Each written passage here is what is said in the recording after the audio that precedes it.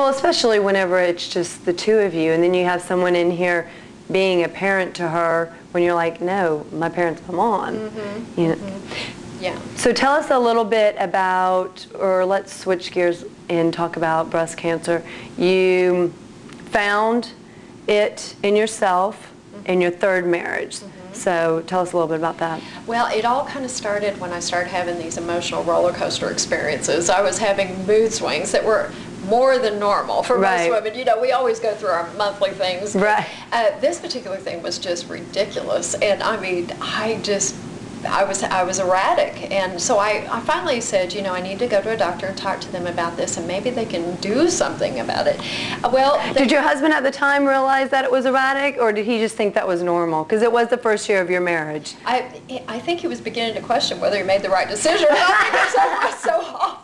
I mean, he had two women in this family, and it was him by himself, and he was beginning to think we were all green, had three eyes, and our heads were going to start spinning around. But I mean, we would go through those times, but he wasn't too sure what normal was supposed to be, and I think he was beginning to question. But you know, I knew in and of myself that this wasn't normal, the way I was reacting and acting. So I decided to go to the doctor and talk to them about it. And of course, their response to me was that, you know, you're 34 years old at this point. If you really don't need to be on a birth control pill, even though it might be a good idea because it could regulate your hormones, and so maybe that might be an issue. Maybe that's. Had you ever had anything in the vicinity of this before?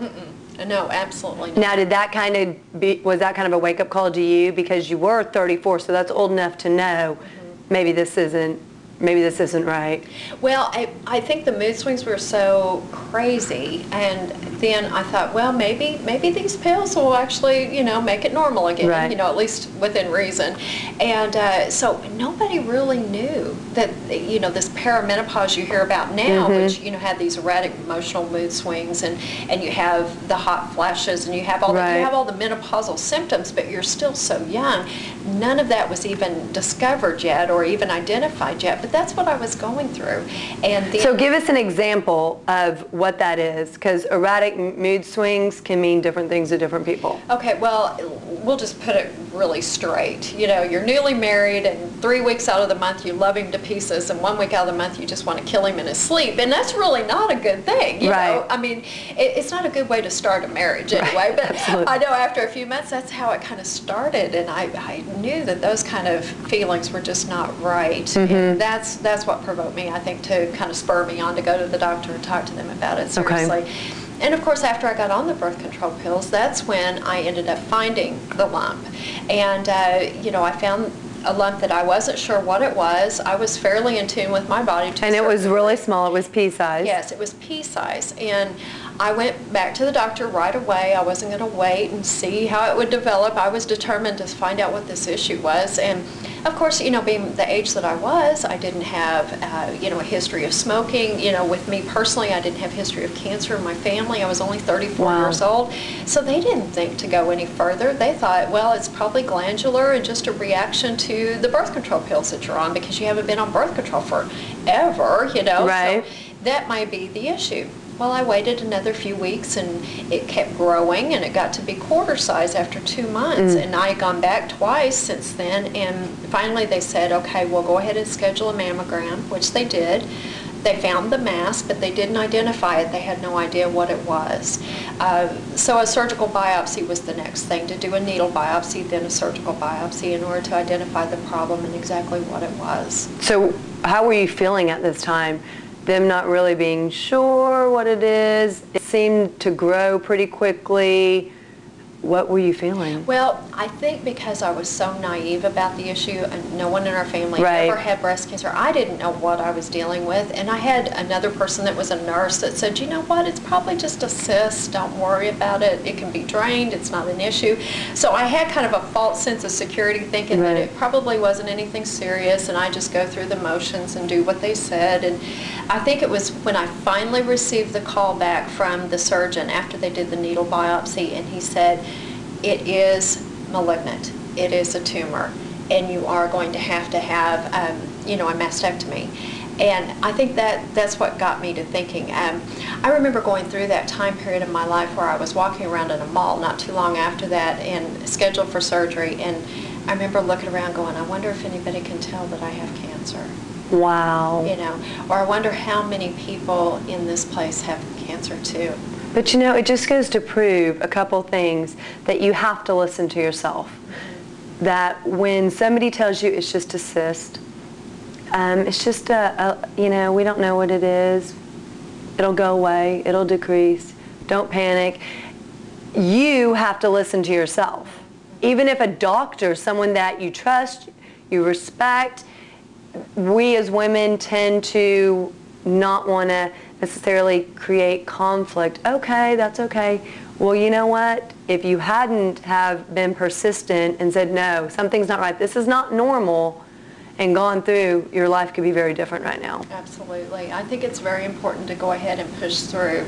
Unfortunately, we put a lot of stock in professionals. We feel that they've gone through college, they have their degrees, they are professionals. Experts in fields. Absolutely. They know everything. So why should we question that? Because we don't have the education, we don't have the background, so who are we to say that they're wrong?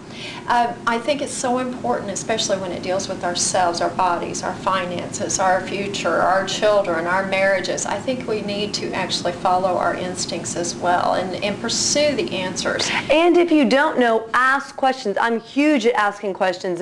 I have friends who are like, Jessica, stop asking questions. Why are you asking so many questions? It doesn't matter. And I'm like, it matters to me. And if I knew the answer, I wouldn't be asking the questions. And I don't think we should ever feel dumb or, you know, well, I should know the answer to this, or why don't I know this, or whatever feelings usually come when we ask questions. It is not a bad thing to ask questions. And if you're going to someone who doesn't want to answer your questions, that's a sign that you need to go to somebody else who will give you the answer to your questions. Absolutely, and that's really kind of what I dealt with, I think, at this time, because the surgeon that had done the biopsy, he was the one that was insisting on skipping the surgical procedure and let's go straight to the mastectomy. And of course that just scared the living daylights out of me. I thought, wait a minute, you know, it's my body. I don't know if I'm ready to do that That yet. would scare anybody. And I wanted a second opinion. And of course they kind of felt a little bit like you were questioning their judgment, you know, by wanting a second opinion. But honestly, if you feel that you're right, you shouldn't have any doubt. And you know what the thing is if they're offended that you're questioning their judgment, to me, yes, I am questioning your judgment because I don't want something like that happening to me when you're wrong and I don't know you. You know, I mean, the person with the best intentions can still be wrong. And so that's not anything to do with you. That has to do with that person's insecurity. And you know what? If they know they're right, they should have no problem saying, you know what? Go to the next doctor. Please get a second opinion.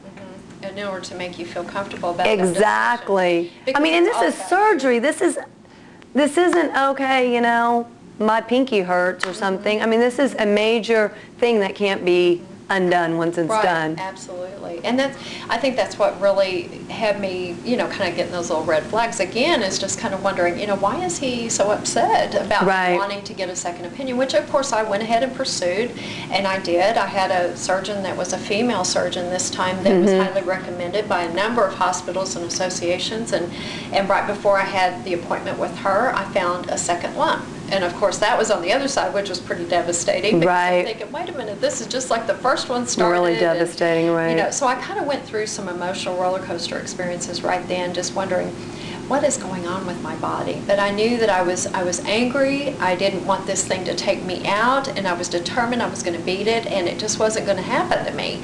Even though I really didn't have any experience or know anyone that had gone through it, I wasn't about to be the first. So what was the results of everything? After I went through the surgery, of course, right when I had the second opinion, they were telling me 4 months of chemo and radiation after surgery. That's what I was facing, and I got really upset. I remember telling them, oh, you've got to be kidding. I'm not going to do that because that means I'm going to lose my hair. And I wasn't concerned about the fact it could spread and kill me or anything. I was worried about my hair, and which shows us how vain I was. But no, just women identifying with their hair. Okay. But I went ahead, we went through the procedure, went through the mastectomy procedure as we planned. But the interesting thing was, when I had the second opinion, she told me, she said, you know, we're going to biopsy that second lump on the other side, but there's no guarantee that it may not be cancer. If it's precancerous, or could ever become cancerous, we're going to go ahead and take that breast too, and the reconstruction procedure we're doing with the right side, we're going to have to do it with the left side as well. So That's you don't scary. know when you wake up Right. what you're going to be dealing with.